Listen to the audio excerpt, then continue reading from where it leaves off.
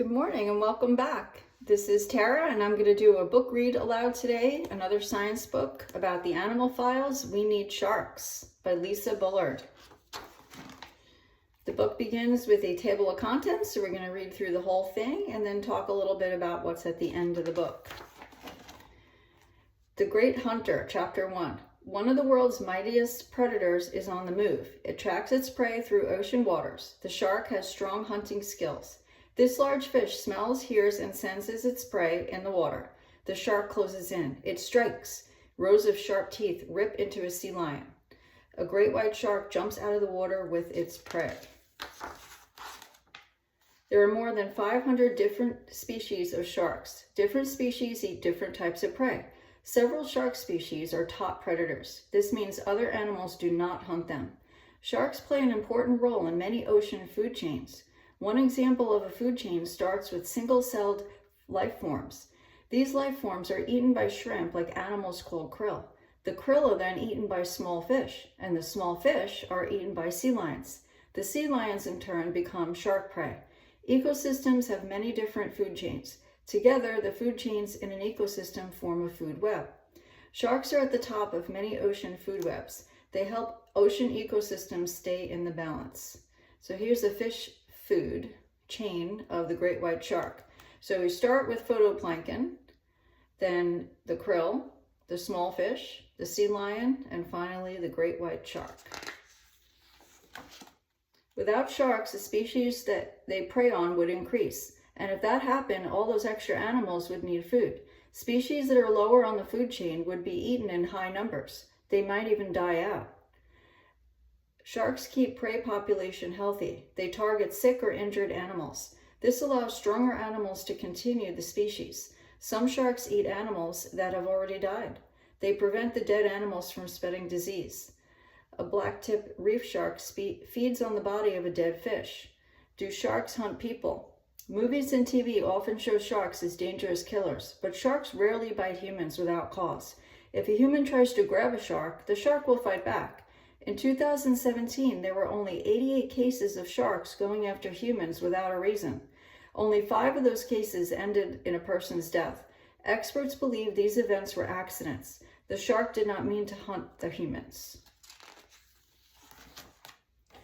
A predator people need, Chapter 2.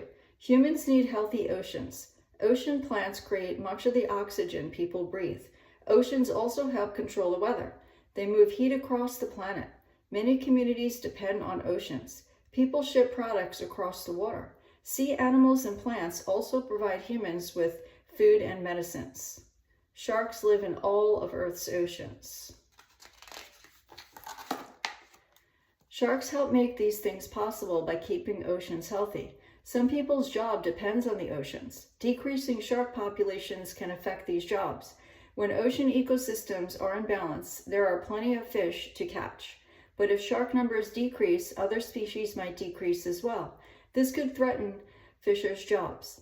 Humans rely on various parts of the ocean ecosystems. One example is seagrass. When seagrass grows long, small fish live inside it.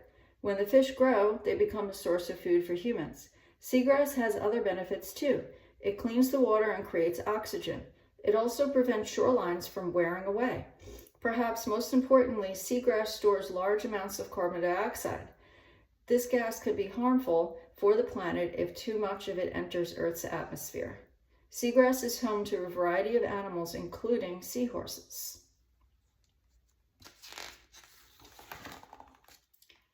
Seagrass decreases the amount of gas released. This helps protect the planet.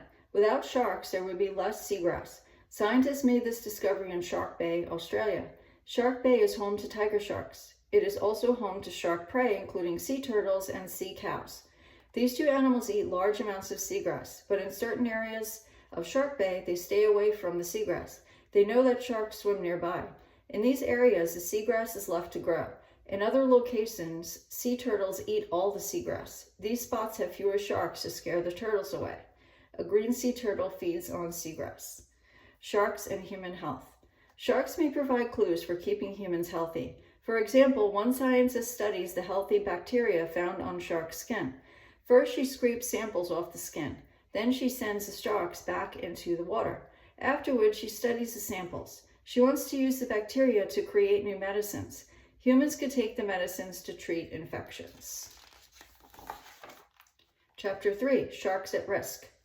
Sharks have existed for more than 400 million years. They were on the planet before the dinosaurs, but today many shark species are at risk.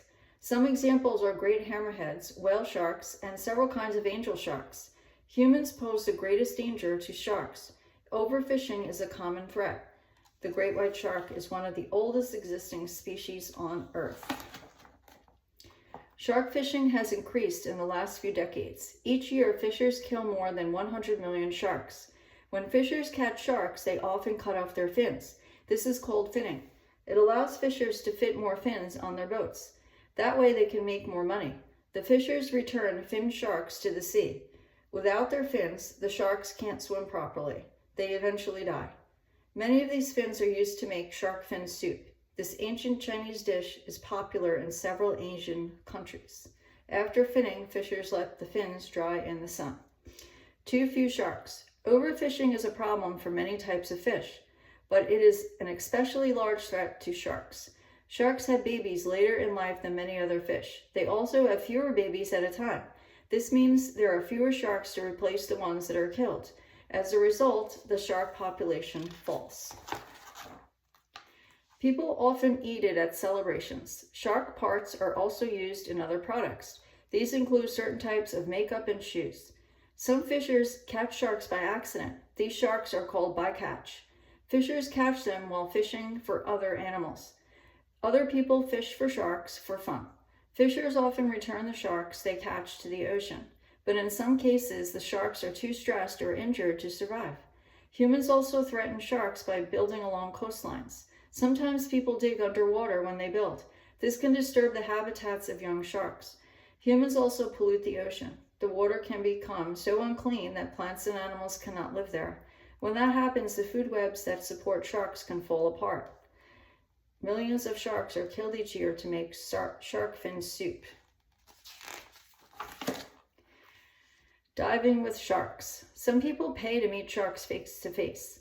Diving with sharks is known as shark tourism. Sometimes divers stay in an underwater cage. This protects them from sharks. Not everyone believes that shark tourism is a good idea. Tour companies often attract sharks with bait. The bait draws sharks towards the divers. Some people worry that bait will change sharks' behavior. The sharks might start to identify divers with food. Visitors might also harm these locations. For instance, they could damage coral reefs, or they could pollute the water with trash. Other people think shark tourism will help save sharks. By seeing sharks, visitors might be more likely to protect them. Shark tourism brings in lots of money. If sharks die out, ocean communities will make less money. Therefore, humans have a reason to protect sharks. Because of tourism, sharks are worth more alive than dead. A great white shark swims by tourists who are shark diving. Saving sharks, Chapter 4. If humans do not change their behavior, some sharks could die out.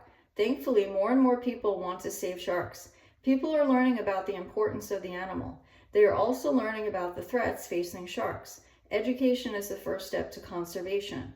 People in Sydney, Australia protest the killing of sharks. Attitudes about shark fin soup are changing too. In China, fewer people eat the soup. In 2012, the Chinese government announced it would stop serving the soup at government events. Several countries also have laws against shark finning. Many airlines no longer allow fins on their planes. This makes it harder to send fins around the world. Other changes are happening as well. The United Nations is a worldwide group that helps countries work together. The group passed laws to manage the trade of some shark species. Many countries have created shark sanctuaries. In these areas, shark fishing is limited or not allowed. Scientists are also studying safe limits for shark fishing. Their goal is to allow fishing in numbers that maintain healthy shark population. Safe seas, shark sanctuaries around the world. So we see in the Pacific Ocean, they have a lot.